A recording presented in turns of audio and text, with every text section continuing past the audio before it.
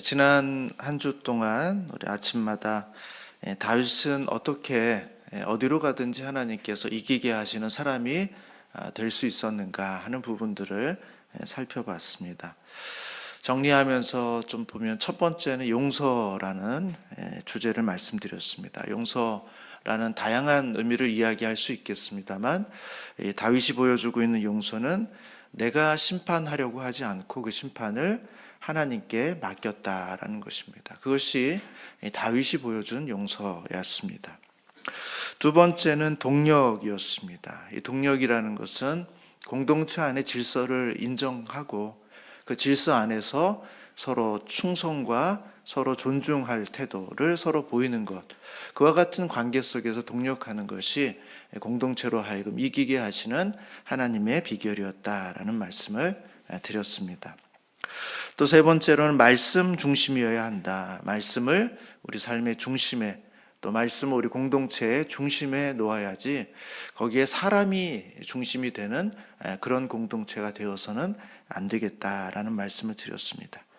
그리고 어제는 기도가 우리의 중심이 되어야 되겠다. 기도의 능력을 믿고 늘 하나님 앞에 기도의 자리로 나아갈 때 그때 하나님께서 우리로 하여금 승리하게 하신다라는 말씀을 드렸습니다.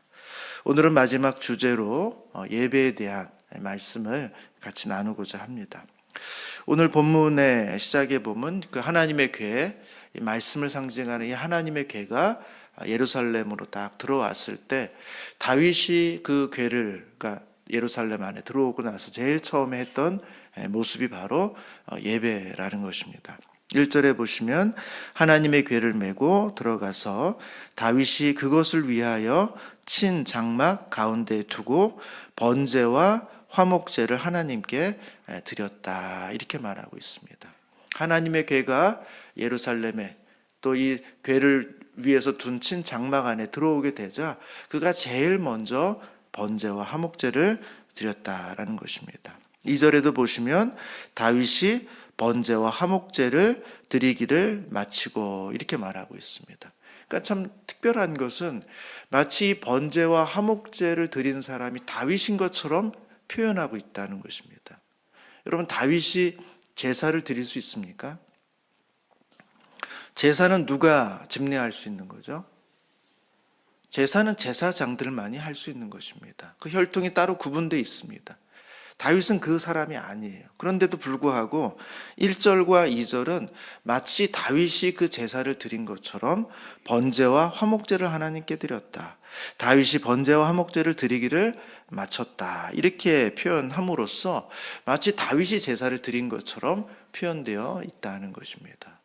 그래서 어떤 사람은 정말 다윗이 그와 같은 제사를 드린 것이 아닌가 이렇게 보기도 합니다. 왜 그러냐 하면 15장 27절에 보면 이런 표현도 있습니다. 이 언약궤가 들어올 때 이렇게 되어 있습니다. 15장 27절에 다윗과 및 궤를 맨 레위 사람과 노래하는 자와 그의 우두머리 그나냐와 모든 노래하는 자도 다 세마포 겉옷을 입었으며 다윗은 또 에봇을 입었다, 이렇게 되어 있습니다.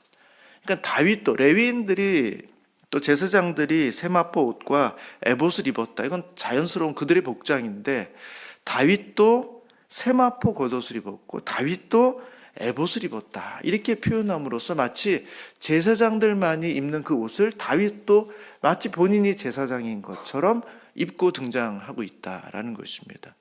그래서 어쩌면 이 역대상 기자는 다윗이 왕이면서도 동시에 제사장의 역할을 함께 하고 있는 것이 아닌가 하는 이야기를 할 정도로 이 다윗이 이 제사와 아주 직접적으로 연관되어 있는 인물로서 등장시키고 있습니다. 아마 제사를 제사장들이 드렸기 때문에 직접적으로 드린 것은 아닐 것 같은데 이런 표현들의 내용들을 보면 다윗이 이 제사를 드리기 위해서 그가 얼마나 전심으로 마음을 다해서 이 제사의 현장 가운데 주도적으로 그 일들을 하고 있는가 하는 것을 아주 잘 보여주는 장면이 오늘 본문의 장면이다라는 것을 알 수가 있습니다. 이 제사를 드리고 나서 어떤 일이 벌어집니까?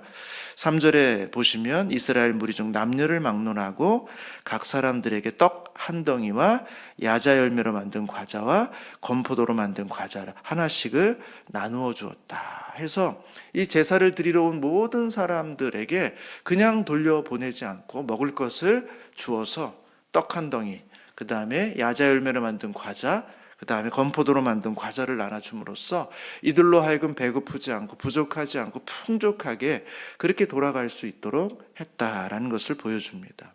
아마 교회에 무슨 절기가 있을 때 우리가 성도님들이 또 우리 교회에서 우리 권사회에서 떡을 준비해서 나눠주는 것이 아마 이 3절에 있는 이 말씀 때문에 그런 것은 아닐까 하는 생각도 해보게 됩니다. 떡만 나눠준 게 아닙니다. 과자와 필요한 것들로 함께 나눠줌으로써 이 기쁨, 이 풍요를 함께 누리고 있는 그런 장면이다라는 것이죠. 그리고 더 나아가서 4절부터 6절까지는 찬양대에 대한 이야기를 해주고 있습니다. 이 제사를 드리면서 동시에 거기에 하나님의 레위인들을 세워서 그들로 하여금 찬양하게 함으로써 이 제사가 더욱더 풍성하고 아름답게 주 앞에 올려지도록 다윗이 모든 것을 진행하고 있다라는 것입니다. 실제로 7절부터 이제 마지막 36절까지를 보면 다 그 찬양의 내용입니다. 그러니까 이 16장에서 이 전체 내용은 다윗이 얼마나 하나님 앞에 예배드리기에 진심이었는가, 그리고 그 예배 가운데 찬양할 사람들을 세우고 그 찬양의 내용이 얼마나 풍성했는가, 다윗 때에는 찬양대가 세워지게 됐고 이 찬양을 통해서 예배를 얼마나 더 풍성하게 잘 만들어 갔는가라는 것을 보여주는 장면이 바로 오늘 16장의 장면이다라는 것입니다. 그리고 더 나아가서 37절을 보시면 이 예배가 이제 언약궤가 들어온 예루살렘으로 들어온 이후로 제도적으로 잘 반복되고 잘 진행될 수 있도록 그와 같은 사람을 배치하고 그 일을 명령하고 있다는 것입니다. 37절에 보시면 다윗이 아삽과 그의 형제를 여호와의 언약궤 앞에 있게 하여 항상 그 궤 앞에서 섬기게 하되 날마다 그 일대로 하게 하였고 오베데돔과 그의 형제 68명과 여두둔의 아들 오베데돔과 호사를 문지기로 삼았고 하면서 이 제사의 자리, 이 언약궤가 있는 이 자리에서 날마다 제사가 잘 드려질 수 있도록 사람을 배치하고 그 일이 진행될 수 있도록 모든 조치들을 다 했다라는 것입니다. 그러니까 다윗은 예배에 진심이었다라는 것입니다. 사울은 그렇게 하지 않았지만 다윗은 하나님 앞에서 그렇게 예배의 진심으로 나아갔다라는 사실을 보여주는 것이죠. 더 나아가서 17장 1, 2절은 다윗이 보여주는 또 하나의 진심이 있습니다.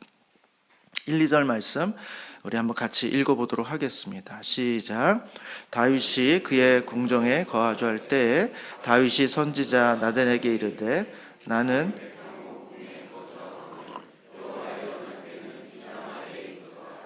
나만이 아이에게 이르되 하나님과 함께 계시니 마음에 있는 바를 모두 행하소서. 다윗의 마음에 있는 바가 뭡니까? 나는 백향목 궁에 거하고 있는데 이 하나님의 궤는, 하나님의 임재는 이 초라한 장막의 휘장 가운데 그 아래에 있는 것이 이 다윗의 마음속에 늘 걸렸던 것입니다. 그래서 그가 뭘 결심합니까? 내가 하나님을 위해서 성전을 짓겠습니다 라는 그와 같은 결심을 하게 되는 것입니다. 물론 이 다윗 때의 성전이 건축되지는 못합니다. 그러나 이 다윗은 자기의 다음에 이어질 그 솔로몬 왕을 성전을 지을 수 있도록 그 모든 자재들을 다 준비해 놓는 것으로서 성전을 향한 하나님의 궤, 하나님의 임재가 잘 머물 수 있는 성전을 짓기 위한 그의 마음이 얼마나 큰 전심이었는가를 잘 보여주고 있습니다. 하나님이 다윗의 이 마음을 기쁘게 여기신 것 같아요. 그래서 오늘 본문에도 보면 17장 13절과 14절에 보시면 이와 같은 약속을 해줍니다. 우리 이것도 같이 한번 읽어보겠습니다. 시작. 나는 그의 아버지가 되고 그는 나의 아들이 되려니 나의 인자를 그에게서 빼앗지 아니하기를 내가 내 전에 있던 자에게서 빼앗음과 같이 하지 아니할 것이며 내가 영원히 그를 내 집과 내 나라에 세우리니 그의 왕위가 영원히 견고하리라 하셨다라. 우리 주님께서 이 다윗에게 주신, 이 다윗의 가문에게 주신 약속이 있습니다. 내가 그 너의 아들의 왕위를 빼앗지 않겠다는 것입니다. 이 빼앗긴 왕이 있죠. 그 빼앗긴 왕이 누굽니까? 사울입니다. 사울은 처음으로 왕으로 세워졌지만 그 왕의 위를 빼앗겨요. 하나님 앞에 죄를 범함으로, 하나님을 온전히 섬기지 못함으로 인해 그것을 빼앗깁니다. 그런데 이 다윗에게, 그 혈통에게 주신 약속은 뭐냐 하면, 내가 전에 있던 자에게서 빼앗음 같이 하지 아니할 것이다. 영원히 너희 집이 그 나라의 왕위가 결코 빼앗기지 아니할 것이다 하는 약속을 이 다윗에게 주고 있다는 것입니다. 하나님의 마음이 이 다윗의 태도를 볼 때 얼마나 흡족한지, 다윗은 합격이다, 마음에 든다, 온전하다, 하나님께서 이 다윗에게 그와 같은 약속을 주고 있는 본문을, 오늘 본문은 우리 가운데 보여주고 있는 것입니다. 어떻게 하나님께서 다윗이 어디로 가든지 그는 이기게 하시고 승리하게 하셨을까? 저는 오늘 본문을 통해서 두 가지를 생각합니다. 그것은 다윗이 예배를 소중히 여겼다는 것입니다. 언약궤가 들어올 때 그 언약궤가 머물고 있는 그 현장 속에 제일 먼저 하나님 앞에 마치 자신이 제사장인 것처럼 정말 전심과 열심을 다해서 제사 드리는 일에 마음을 다했다는 것입니다. 찬양대를 동원하고 찬양대를 세워서 이것이 부족하지 않도록 여기에 참여한 모든 사람들에게 떡을 나눠주고 과자를 나눠줌으로써 이 잔치, 이 기쁨에 우리 모든 성도들이 은혜를 누리고 기쁨을 누리도록 다윗은 그 예배의 전심이었다는 사실을 오늘 본문은 우리 가운데 보여줍니다. 더 나아가서 그는 성전 짓는 것, 하나님의 임재의 장소, 이 공간, 이 자리가 정말 귀하고 아름답게 드려져야 된다는 그 사실, 그래서 내가 성전을 지어야 되겠다 하는, 성전을 온전히 세우고자 하는 그의 열망이 이 안에 온전히 담겨져 있었던 것이고, 하나님은 그것을 참으로 기쁘게 여기셨다라는 것을 우리는 알게 됩니다. 여러분, 다윗만 이랬던 것이 아닙니다. 다윗 이후에 나라가 분열되고 유다가 쭉 이어져 가면서 점점 나라는 쇠퇴해 갔지만, 그 쇠퇴해 가는 중간중간에 하나님께서 왕으로 하여금 그를 종교적으로 개혁하게 하시고 이 쇠퇴했던 나라를 다시 일으켜 세우고 영적인 갱신을 만들어냈던 왕들의 특징을 보면 그 왕들이 행하는 특징들의 내용이 거의 비슷합니다.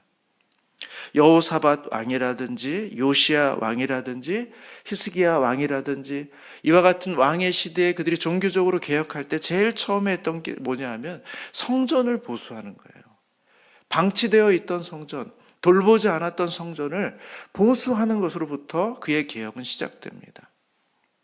그리고 더 나아가서 이 성전이 방치되었기 때문에 이 성전의 제사를 섬겨야 될 제사장들, 레위인들, 그들의 삶도 방치되어 있었기 때문에 그들이 그 일에 전념하지 못하고 흩어져 살아갈 수밖에 없고, 제사장직을 떠나고 레위인직을 떠나서 그저 각자 먹고 살기 위해서 흩어져 살고 있었던 그들을 다시 불러 모아서 그들을 성결하게 하고 다시 그들을 제사의 자리로, 예배의 자리로 불러와서 그 역할들을 감당하게 하는 일들을 그들은 동일하게 반복하고 있습니다. 그렇게 해서 제사를 회복시키고 결국은 더 나아가서 우리가 기억해야 될 이 복음적 역사적 사실 유월절을 다시 한번 기억해냄으로써 이 유월절을 거대하게 성대하게 온 국민들이 함께 그 유월절을 지키는 자리로 나아가도록 그 모든 일들을 진행했던 사람들, 그게 바로 여호사밧의 일이었고 요시야의 일이었고 히스기야의 일이었으며, 오늘 본문이 우리 가운데 말해주는 다윗이 가지고 있었던 삶의 태도였다는 것입니다.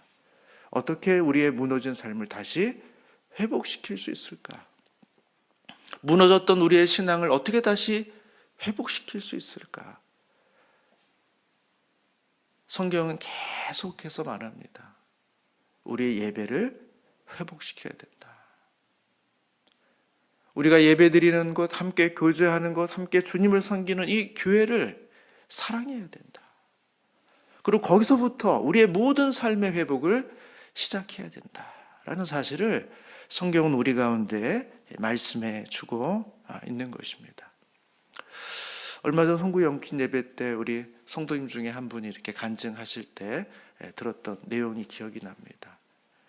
오랫동안 가족들이 함께 처음에 신앙생활을 했지만 남편도 아이들도 그러다 보니까 나도 신앙이 점점 약해지고 있을 때 다시 처음 신앙을 회복했던 그 첫걸음이 찬양대에 봉사를 하는 것이었고, 그러면서 매주 꾸준히 예배를 드리게 됨으로써 그 예배를 드릴 중에 모든 것이 하나씩 회복되기 시작했다는 것입니다. 말씀을 회복하시고 기도를 회복하시고 헌금을 회복하시고 봉사를 회복하시면서 나의 신앙의 새로운 전환점이 이루어지게 되었다 하는 그 간증의 이야기가 저에게 다시 기억이 났습니다. 여러분, 2026년도 새로운 해를 시작하면서 무엇을 회복할 것인가? 어떻게 회복할 것인가? 예배와 교회. 예배를 소중히 여기시고 교회를 가까이 하시고 좀 더 자주 오시고, 멀리 계셔서 자주 못 오시면 한번 오셨을 때 오래 계시고, 그래서 주중에 충분하지 못했던 시간을 내가 채운다 생각하시고 오셔서 성도도 만나고 교제도 하고 교회가 어떻게 됐는지 살펴보시고 어떻게든지 내 마음속에 예배와 교회가 늘 가득히 있도록 우리의 삶을 재정돈할 때, 그때 비로소 우리의 신앙은 다시 새로운 자리로 나아갈 수 있다는 것이죠. 여러분, 오늘 역대상 17장 7절과 8절에 보면 다윗이 이 마음을 품었을 때 하나님께서 야, 내가 언제 너한테 내 장막에서 지내는 게 힘들다고 얘기한 적 있냐? 내가 무슨 건축을 해달라고 얘기한 적 있냐? 라고 우리 주님께서 살짝 그걸 거절하시면서도 이 다윗의 마음이 너무 좋았던 것 같아요. 이 다윗이 이 태도가 너무 좋았던 것 같아요. 그래서 이와 같은 축복의 말씀을 주십니다. 7절에 보면 이렇게 되어 있어요. 또한 내 종 다윗에게 이처럼 말하라. 만군의 여호와께서 이처럼 말씀하시기를 내가 너를 목장 곧 양떼를 따라다니던 데에서 데려다가 내 백성 이스라엘의 주권자를 삼고 내가 어디로 가든지 내가 너와 함께 있어 내 모든 대적을 내 앞에서 멸하였은즉 세상에서 존귀한 자들의 이름 같은 이름을 내게 만들어 주리라. 이렇게 약속해 주세요. 주님이 너무 좋았죠. 야, 됐어, 그건 아니야 라고 거절은 하셨지만 주님의 마음이 너무 좋았던 거예요. 나를 이렇게까지 생각하나? 내가 요구하지 않았던 것까지도 이렇게 나를 위해서 생각해 주나 하는 이 다윗의 이 마음이 너무 마음이 우리 주님을 기쁘게 하지 않았나 싶습니다. 내가 너를 목자, 양들을 키우는 자를 데려와서 주권자를 삼았다. 야, 이거 정말 잘한 일이구나. 네가 어디로 가든지 내가 너와 함께 있게 하겠다. 내 모든 대적들을 내 앞에서 다 멸하여 주겠다. 내가 세상에서 존귀한 자의 이름, 그 이름을 너가 갖도록 내가 너를 그렇게 만들어 주겠다 라고 우리 주님께서 이 다윗의 인생을 축복해 주고 있습니다. 그 은혜, 그 축복을 누리시는 우리 모든 성도님들 되시기를 주님의 이름으로 축복합니다. 하나님께서 우리를 왕같은 제사장으로 삼아주셨습니다. 하나님이 우리가 어디를 가든지 우리와 함께 해주시겠다고 약속해 주고 있습니다. 우리의 대적이 있으면 우리 주님께서 그 대적들을 멸하여 주겠다고 주님께서 약속해 주고 있습니다.